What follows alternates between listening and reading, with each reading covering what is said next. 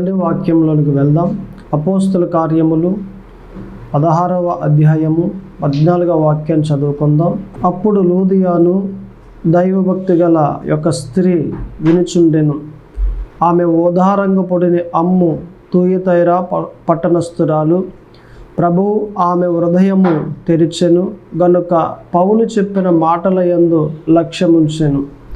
ఈ మాటను బట్టి మనం ప్రార్థన చేసుకుని మరి వాక్యజ్ఞానంలోనికి వెళ్దాం. దయచేసి ప్రతి ఒక్కరూ కూడా తలలో ఉంచి ప్రార్థనలో ఏకీభించండి. ప్రార్థన. పరిశుద్ధుడా దేవ తండ్రి, ప్రభువా యేసు క్రీస్తు అయా, ఇదిగో ప్రభువా, ప్రార్థన చేస్తూ ఉండగా మీ కృపాక్షేమములు మెండుగా కలగచేయండి. మీ కృపతో జ్ఞాపకం చేసుకుని బలపరిచి నడిపింపచేయమని ప్రార్థిస్తూ ఉన్నాను ప్రభు. మీ దీవెన ఆశీర్వాదములు మెండుగా కలగచేయండి. ఈ కొద్ది ప్రార్థన ఆలకింపచేయమని యేసు క్రీస్తు నామమున అడుగుచున్నాను తండ్రి, ఆమేన్. మరలా అదే వాక్యాన్ని చదువుకుందాం ఒక్కమారు. మరి చూడండి, అపోస్తుల కార్యములు 16:14. అప్పుడు లూదియా అను దైవభక్తి గల ఒక స్త్రీ వినుచుండెను. ఆమె ఓదారంగు పొడిన అమ్ము తూయతైరా పట్టణస్థురాలు. ప్రభువు ఆమె హృదయమును తెరిచెను గనుక పౌలు చెప్పిన మాటల యందు లక్ష్యముంచెను. ఈ మాటను బట్టి మనము మరి వాక్య జ్ఞానంలోనికి వెళ్దాం. నిజానికి మనం మాట్లాడుకుంటే పౌలు శరీరధారిగా ఉన్నప్పుడు అనేక ప్రాంతాలకు వెళ్ళి అనేక గ్రామాల్లో సువార్తను ప్రకటిస్తూ ఉండేవారు. అలాగున ఆ క్రమములో ప్రకటిస్తూ ఉన్నప్పుడు ఒక ప్రాంతం నుండి వేరొక ప్రాంతానికి వెళ్ళారు. అలాగని వెళ్ళినప్పుడు సరిగ్గా ఒక సెంటర్లో మరి కొంతమంది స్త్రీలను కూర్చోబెట్టి వాక్యాన్ని బోధిస్తూ ఉన్నారు. ఆ స్త్రీలంతా కూడా చక్కగా వాక్యాన్ని వింటూ ఉన్నారు. ఆ స్త్రీలకు వెనక భాగంలో ఒక స్త్రీ ఉంది. ఆమె పేరు లూదియా. నిజానికి మీటింగ్లో లేదు కానీ ఆమె ఒక ఓదారంగు పొడి అమ్ముకుంటున్న ఒక వ్యాపారస్తురాలు. ఆమె వ్యాపారం చేసుకుంటూ ఆ పొడిని అమ్ముతూ ఒక చెవి టేపుకేసింది. ఏది పౌలు గారు చెప్పే వాక్యం వైపు ఆమె చెవి పెట్టింది. చెవి పెట్టి వింటా ఉంది. ఏం చెప్తున్నాడు ఈయన అని వాక్యాన్ని వింటా ఉంది. అలా వాక్యాన్ని వింటూ ఉంటే వాక్యం వినేసరికి ఆమెకు అర్థమైంది, ఈయన చెప్పే దేవుడు యేసుక్రీస్తు నిజమైన దేవుడు అని గ్రహించి లాస్ట్లో ప్రార్థన అయిపోయిన తర్వాత పౌలు గారి దగ్గరికి వచ్చి, అయ్యా ఇదిగో నాకు బాప్తీసం ఇవ్వండి, నేను బాప్తీసం తీసుకుంటాను, యేసుక్రీస్తు నిజమైన దేవుడు అని నేను అంగీకరిస్తూ ఉన్నాను అని చెప్పి అంగీకరించి బాప్తీసం తీసుకుంది.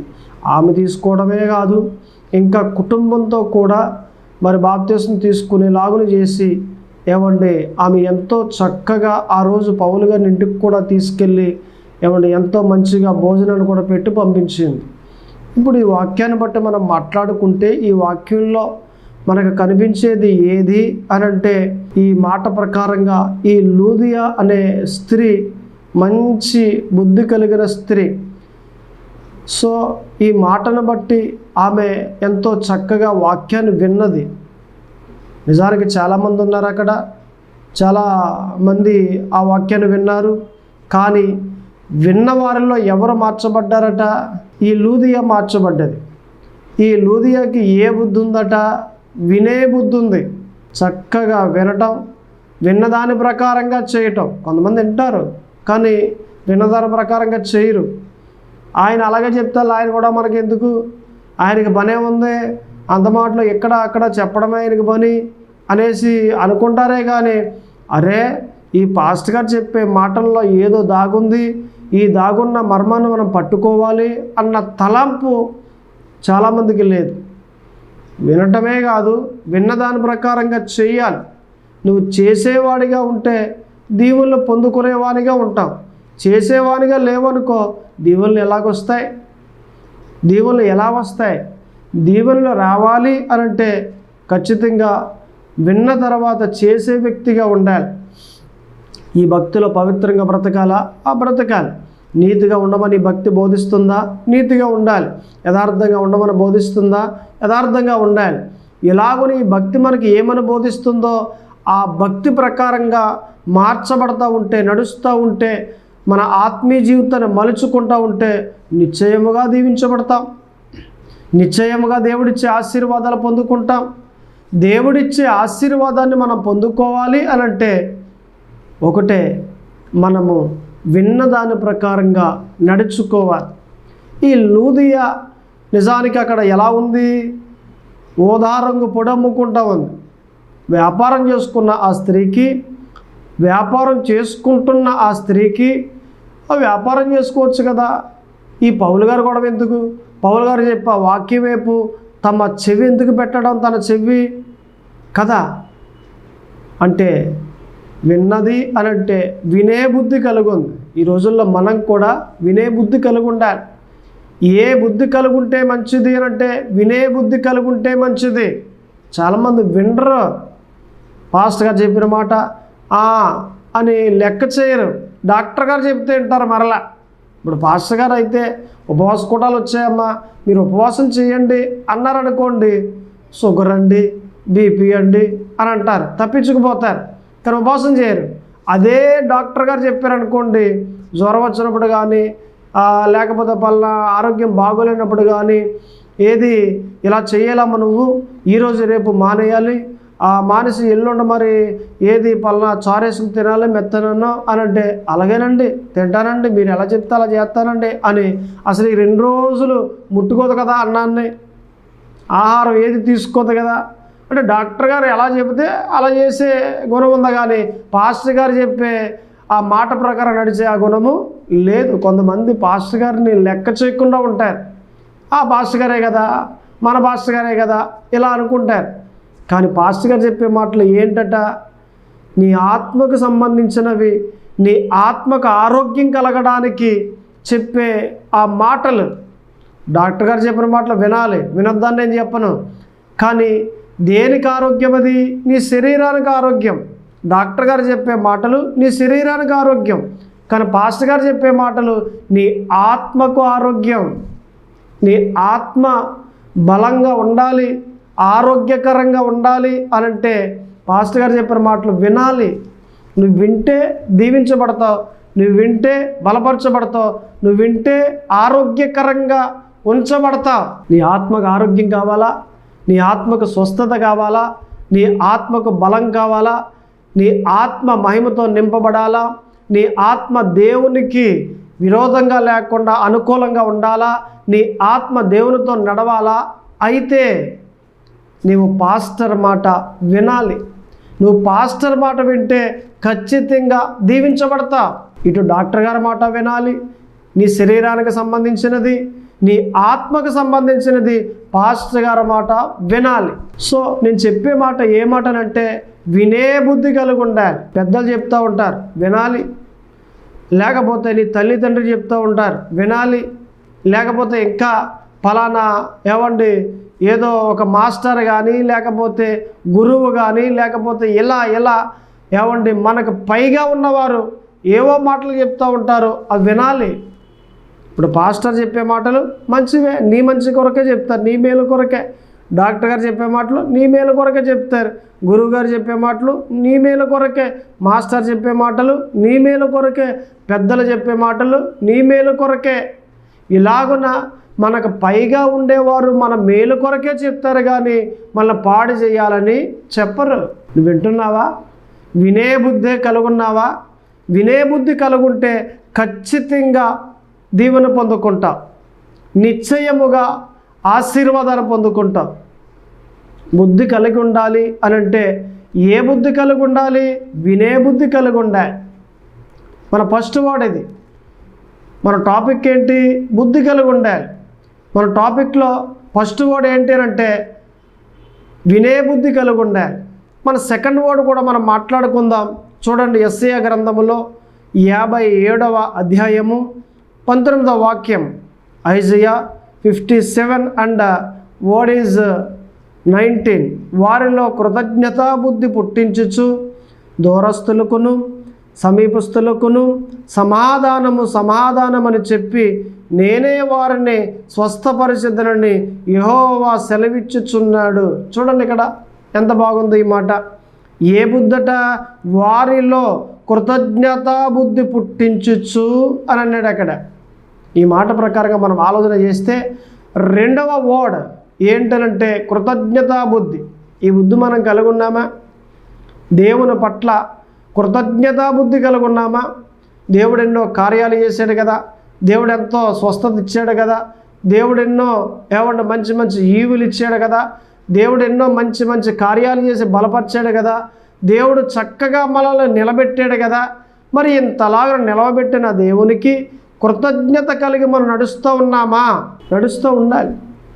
దేవుని పట్ల కృతజ్ఞత కలిగి ఉండాలి. ఇప్పుడు ఒక ఆమె మంచం మీద ఉంది, ఒక మాట అంది, ఇది పరిస్థితి, నాకు ఆరోగ్యం బాగోలేదు, దయచేసి ఒక బిందె నీళ్ళు పట్టరా అని అంది. పట్టరా అనంటే నేను పట్టరాను అని అంది. నేనే ఉన్నానా? మీ ఇంట్లో ఇంకా ఉన్నారు కదా, లేకపోతే ఇంకా వీధిలో ఉన్నారు కదా, నేను పట్టరాను, వెళ్ళు, నేను ఎందుకు పట్టు రావాలి అని అంది. దీనికి ఒక వారం రోజుల ముందర ఒక సంఘటన జరిగింది. ఏంటది? ఆ పట్రాను అన్న ఆమె ఈమె దగ్గరకు వచ్చి 1000 రూపాయలు అడిగింది. డోక్రా కట్టాలి, 3000 ఉంది, ఒక 1000 రూపాయలు ఇవ్వు, ఆ 1000 రూపాయలు ఇస్తే నేను మరలా ఒక వారంలో ఇచ్చేస్తాను అని అంది. సర్లే ఆమె ఇచ్చింది, ఈమె తీసుకుంది, ఆ డోక్రా కట్టేసుకుంది, అవసరం తీరిపోయింది. తర్వాత మరలా ఒక వారంలో తీసుకొచ్చి ఆ 1000 రూపాయలు ఇచ్చేసింది, అయిపోయింది. ఆ వారం తర్వాత ఈ 1000 రూపాయలు ఇచ్చిన ఆమెకు జ్వరం వచ్చింది, మంచం మీద ఉంది. దారంట ఈమె వెళ్తుంటే అడుగుతుంది, ఏమని? అమ్మ ఒక బిందె నీళ్ళు పట్టురా, నేను తెచ్చుకునే ఓపిక నాకు లేదు అని అంటుంది. నేను తేను, నేను ఎందుకు తేవాలి, నీకెందుకు చేయాలి, నేను చేయను అని అంది. అంటే ఏమి లేదు, ఆమెకు కృతజ్ఞతా భావం లేదు.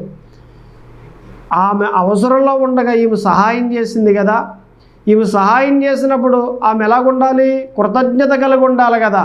కృతజ్ఞత కలిగి ఉందా? కలిగి లేదు. ఇలాగన చాలామంది కృతజ్ఞతా బుద్ధి లేకుండా బ్రతుకుతారు, కృతజ్ఞతాహీనులుగా బ్రతుకుతారు. అది సరైన భక్తి కాదు, అది సరైన జీవితం కాదు. ఎవరైతే మనకు కార్యం చేశారో, ఎవరైతే మేలు చేశారో, ఎవరైతే ఉపకారం చేశారో, అలాగ ఉపకారం చేసిన వారి పట్ల మనం కృతజ్ఞత కలిగి ఉండాలి. వారి గురించి ఏది కక్కడం, వ్యాసాన్ని కక్కడం, వారి గురించి ఎవడు తప్పుగా మాట్లాడడం, వారి గురించి అలాగున చెప్పడం, ఇది సరికాదు. ఒకప్పుడు నీకు ఉపకారం చేశారు, ఒకప్పుడు నీకు మేలు చేశారు, ఆ మేలుకు తగినట్లుగా కృతజ్ఞత కలిగి ఉండాలి కానీ, ఆ ఉపకారానికి తగినట్లుగా కృతజ్ఞత కలిగి ఉండాలి కానీ, నువ్వు ఎలాగూ నడిస్తే అది మంచిది కాదు. ఎలా ఉన్నావు? నీ ఆత్మీయ జీవితంలో ఒకవేళ తేడాలుంటే సరి చేసుకో, నిశ్చయముగా దీవించబడతావు. దేవుడిచ్చే ఈవులను నువ్వు పొందుకుంటావు.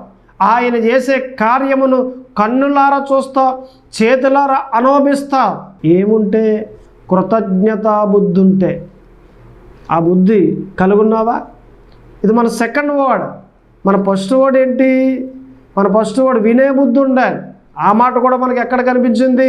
యెషయా గ్రంథంలో 50వ అధ్యాయంలో 5వ వాక్యంలో మనకు కనిపిస్తుంది. ప్రభువు యెహోవా నా చెవికి వినుబుద్ధి పుట్టింపగా నేను ఆయన మీద తిరుగుబాటు చేయలేదు. అంటే వినే బుద్ధి మన ఫస్ట్ వర్డ్.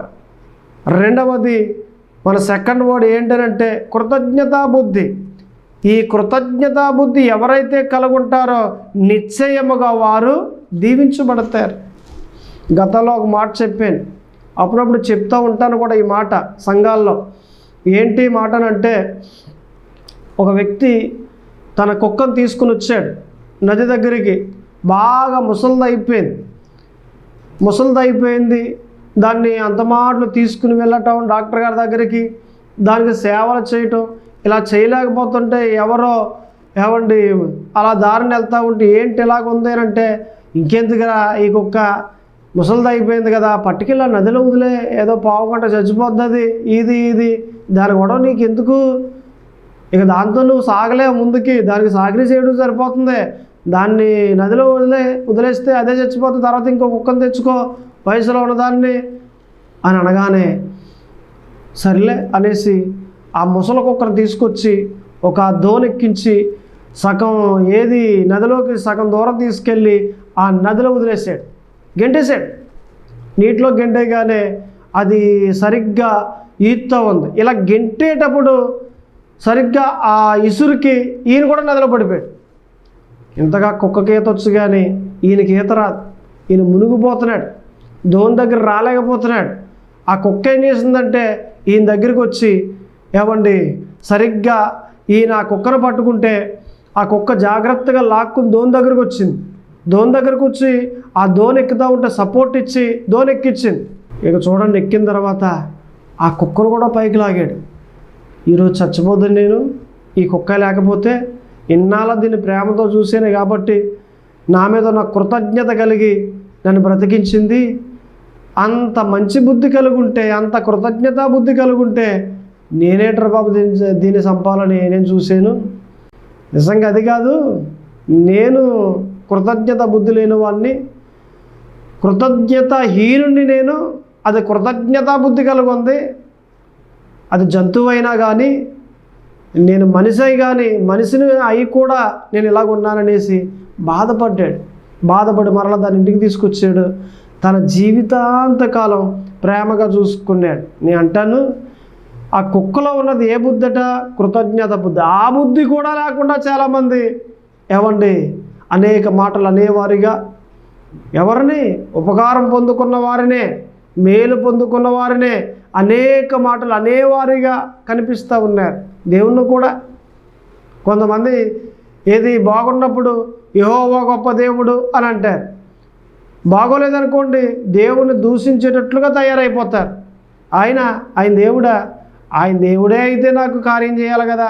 మరి మొదట చేశారు కదా కార్యాలు, మొదట ఆయన కార్యాలు చేశారు కదా. ఆయన ఎన్ని కార్యాలు చేసినా పొందేసుకున్నాం, ఆయన ఎన్ని మేలు చేసినా పొందేసుకున్నాం. ఈ రోజున కార్యం జరగలేదు అని ఆయన మీద మరలా విరోధంగా తయారైపోయి ఆయన మీద అనేక రకాలుగా మాట్లాడేసి ఆయన దేవుడే కాదు అసలు అని ఇలాగ తయారైపోయి ఆయన దూషించేవానిగా, ద్వేషించేవానిగా ఉన్నావునంటే నీలో ఏమి లేదట? కృతజ్ఞతా బుద్ధి లేదు. ఒకప్పుడు ఆయన చేసిన కార్యాలు ఇన్ని అన్నా, నీ జీవితంలో ఎన్నో కార్యాలు చేశాడు కదా. ఆ కార్యాలకు తగినట్లుగా కృతజ్ఞత కలిగి నువ్వు ఉండాలి కదా. ఉన్నావా? నువ్వు ఉంటేనే కదా నీ జీవితం బాగుపడేది. నువ్వు ఉంటేనే కదా దేవుడిని జ్ఞాపకం చేసుకునేది. నువ్వు ఉంటేనే కదా దేవుడిని దీవించి అందలం ఎక్కించేది. నువ్వు ఉంటేనే కదా నిన్ను వర్ధిల్లింపజేసి, ఎదిగింపజేసి, హెచ్చింపజేసేది. నువ్వు ఉంటేనే కదా దేవుని దగ్గర నమ్మకంగా కృతజ్ఞత కలిగి బ్రతికితే దేవుడు ఒక దినాన్ని నీ జ్ఞాపకం చేసుకుంటాడు. నువ్వు బ్రతకకపోతే, శ్రమలు రాగానే దేవుణ్ణి వదిలేసి వెళ్ళిపోతే నిన్ను ఎలా జ్ఞాపకం చేసుకుంటాడు ఆయన? ఆయన నిన్ను జ్ఞాపకం చేసుకోవాలంటే ఎన్ని శ్రమలు వచ్చినా, ఎన్ని బాధలు వచ్చినా, ఎన్ని ఇరుకులు వచ్చినా, ఎన్ని ఇబ్బందులు వచ్చినా ఆయన దగ్గరే, ఆయన పాదాల దగ్గరే పడి ఉంటే ఒక దినాన్న ఆయన జ్ఞాపకం చేసుకుని నిన్ను బాగు చేసి, స్వస్థపరిచి, ఎదిగింపజేస్తాడు ఆయన, వర్ధిల్లింపజేస్తాడు ఆయన, హెచ్చింపజేస్తాడు ఆయన. అంతేగాని ఏదో శ్రమ వచ్చేసింది కదా అనేసి వెనుతిరిగి వెళ్ళిపోతే, దేవుని దూషించేవానిగా ఉంటే ఆయన నిన్ను ఎందుకు జ్ఞాపకం చేసుకుంటాడు? ఎందుకు జ్ఞాపకం చేసుకోవాలి? ఒక్కసారి గ్రహించు. నువ్వు ఎలాగున్నావు? నీ తలాంపులు ఎలాగున్నాయి? నీ మాటలు ఎలాగున్నాయి? దేవునికి విరోధంగా వస్తూ ఉన్నాయా? మార్చుకో, నీ జీవితం మార్చబడుతుంది. యేసుక్రీస్తు అంటే నిజమైన దేవుడు, రియల్ గాడ్. ఆయన నిజమైన దేవుడు కనుక ఆయన దగ్గర మనం అంతా కూడా కృతజ్ఞత కలిగి ఉంటే ఆయన ఒక దినాన్న మనల్ని జ్ఞాపకం చేసుకుంటాడు. ఆ రోజున దీవించబడతాం, ఆ రోజున హెచ్చింపబడతాం, ఆ రోజున తలగా చేయబడతాం, ఆ రోజున అనేక మందికి తెలియపరచబడతాం. ఆ రోజున మనం ఎదిగి ఒక ఉన్నతమైన స్థాయిలోనికి తేబడతాం. అటువంటి ఉన్నతమైన స్థాయిలోనికి రావాలి అనంటే ఆయన దగ్గర మనము ఎన్ని శ్రమలు వచ్చినా ఆయన చేసిన కార్యాలు జ్ఞాపకం చేసుకుంటూ కృతజ్ఞత కలిగి ఉండాలి. సో నేను చెప్పే మాట ఒకటే, కృతజ్ఞత కలిగి ఉందాం, కృతజ్ఞత కలిగి ఉండాలి. వినే బుద్ధి, కృతజ్ఞతా బుద్ధి. ఇంకా మనం చూసినట్లయితే మొదటి సమూయేలు గ్రంథము 24వ అధ్యాయము 18వ వాక్యం. 1 Samuel chapter 24 and word is 18. ఈ దినమున నీవు నా అపకారమునకు ఉపకారము చేసిన వాడవై నా ఎడల నీకున్న ఉపకార బుద్ధిని వెల్లడి చేసితివి. చూడండి ఈ మాట ఎంత బాగుందో. ఇక్కడ సౌలునకు దావీదునకు జరుగుతున్న సందర్భం ఇది.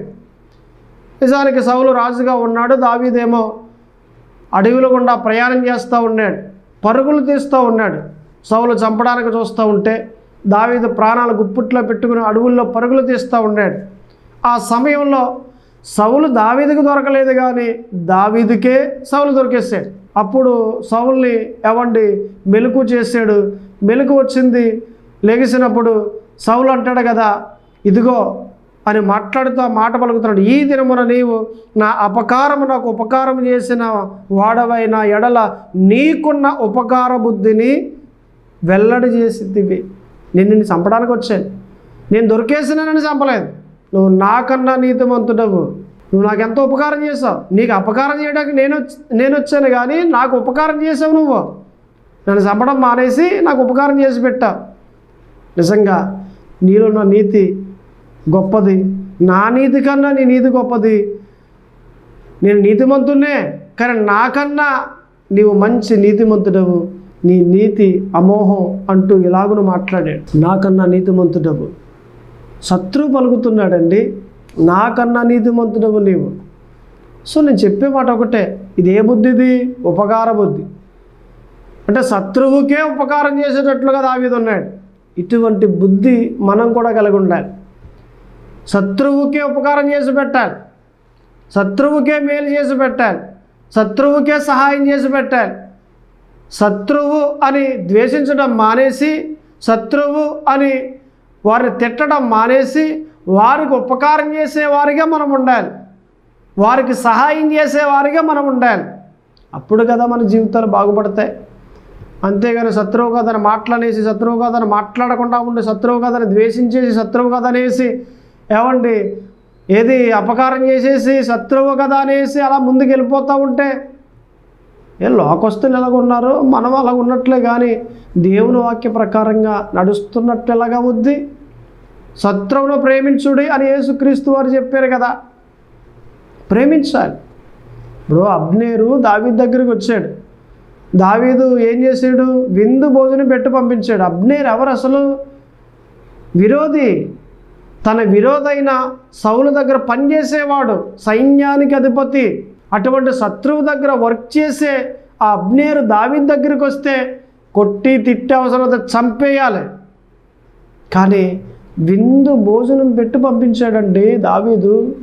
అందుకే నా ఇష్టానుసారుడు, ఇష్టమైన వ్యక్తి అని అన్నాడు. దావీదు గురించి దేవుడు పలికిన మాటది. ఎందుకో తెలుసా? శత్రువును ప్రేమించేవాడు, ఉపకారం శత్రువుకు చేసేవాడు. ఉపకారం ఎవరికట? శత్రువుకి చేసే అటువంటి ఉపకార బుద్ధి కలిగి ఉన్నవాడు దావీదు. అటువంటి బుద్ధి మనం కలిగి ఉన్నామా? మనం కలిగి ఉండాలి. అవసరమైతే వారి కొరకు మన ప్రాణాలు పెట్టేవారిగా ఉండాలి, వారి కొరకు మన ప్రాణాలు అర్పించేవారిగా. ఇప్పుడు ఒక ప్రాంతంలో బస్సు ప్రయాణం చేస్తూ ఉంది. బస్సులో ఒక 50 మంది ఉన్నారు. ఆ 50 మంది ప్రయాణం చేస్తూ ఉండగా వర్షం వస్తూ ఉంది, బాగా ఎక్కువగా గాలి వస్తూ ఉంది, అలాగే పిడుగులు కూడా అక్కడక్కడ పడుతూ ఉన్నాయి. సరిగ్గా బస్సు ముందర పిడుగు పడ్డది. డ్రైవర్ ఆఫ్ చేశాడు. ముందుకెళ్తే చచ్చిపోతారు అబ్బాయిని. వెనక్కి వెళ్తూ ఉన్నాడు. వెనక్కి వెళ్తూ ఉంటే మరలా వెనకాల కూడా పిడుగు పడ్డది. మరలా ఆఫ్ చేశాడు బస్సు. ముందుకెళ్తే నువ్వే, వెనక్కి వెళ్తే గొయ్యి అన్నట్లుగా ముందుకెళ్ళినా పిడుగులే, వెనక్కి వెళ్ళినా పిడుగులే. డౌట్ వచ్చి మొత్తం అలా సెంటర్లో ఆఫ్ చేసేసాడు. ఈ 50 మందిలో ఒక పెద్ద ఆయన ఉన్నాడు. ఆయనకు ఒక ఆలోచన తట్టింది. ఆయన అంటాడు కదా, ఇదిగో మనలో ఎవరినో దేవుడు తీసుకోవాలని ఆలోచన చేస్తూ ఉన్నాడు. ఒక వ్యక్తికి ఆయుష్ అయిపోయింది.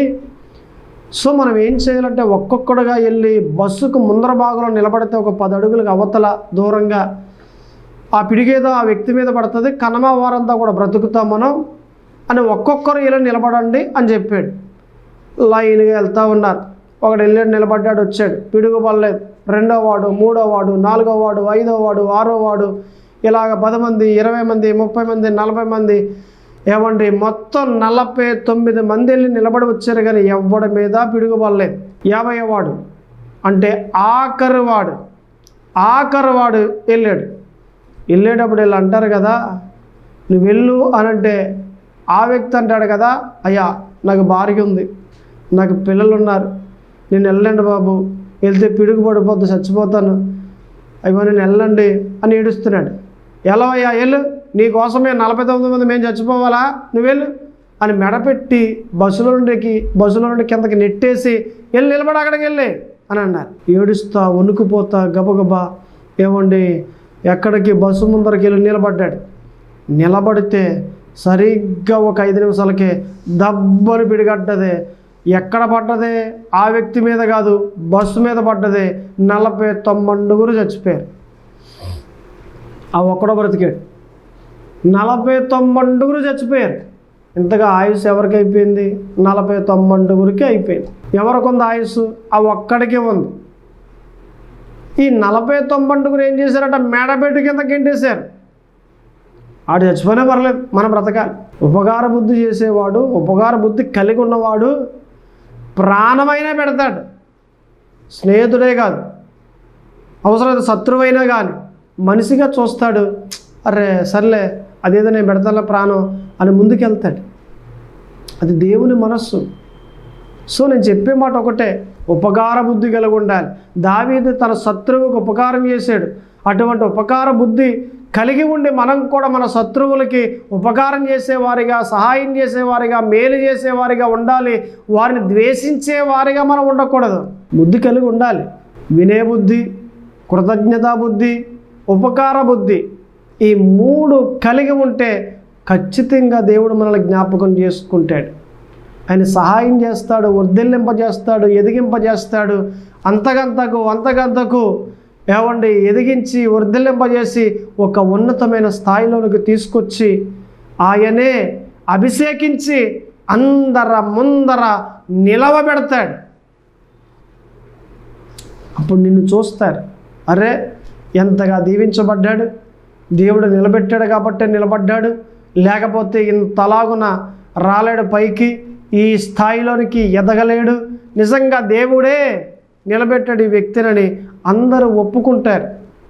ప్రజలే కాదు, నీ వీధిలో ఉన్నవారే కాదు, నీ గ్రామస్తులే కాదు, నీ బంధువులే కాదు, నీ కుటుంబమే కాదు, అందరూ ఒప్పుకుంటారు ఇతను నిలబెట్టింది దేవుడే, దేవుడు ఇతనిలో ఉన్నాడు అని ఒప్పుకుంటారు.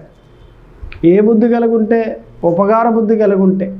వినే బుద్ధి, కృతజ్ఞతా బుద్ధి, ఉపకార బుద్ధి, ఈ 3 బుద్ధులు కలిగి మనం ఉంటే నిశ్చయముగా దీవించబడతాం. ప్రార్థన చేసుకోవచ్చు. దయచేసి ప్రార్థనలో ఏకీభించండి. ప్రార్థన. పరిశుద్ధుడా దేవ తండ్రి, ప్రభువా యేసు క్రీస్తు, అయ్యా ఇదిగో ప్రభువా ప్రార్థన చేస్తూ ఉండగా మీ కృపాక్షేమములు మెండుగా కలగ చేయండి, మీ కృపతో నింపండి. మీరన్నట్లుగా మేమంతా కూడా ఇదిగో వినే బుద్ధి కలిగి, కృతజ్ఞతా బుద్ధి కలిగి, మరి ఉపకార బుద్ధి కలిగి మేము ఉంటాం ప్రభువా. అలాగన ఉండులాగున మా అందరికీ కూడా మంచి ఆత్మీయ జీవితాన్ని దయచేయండి. అలాగన ఉండులాగున సామర్థ్యాన్ని దయచేయండి. ఇదిగో ఎందరైతే వింటూ ఉన్నారో వారందరినీ దీవించండి. ఎవరైతే సమస్యలో ఉన్నారో ఆ సమస్యల నుండి విడిపించండి.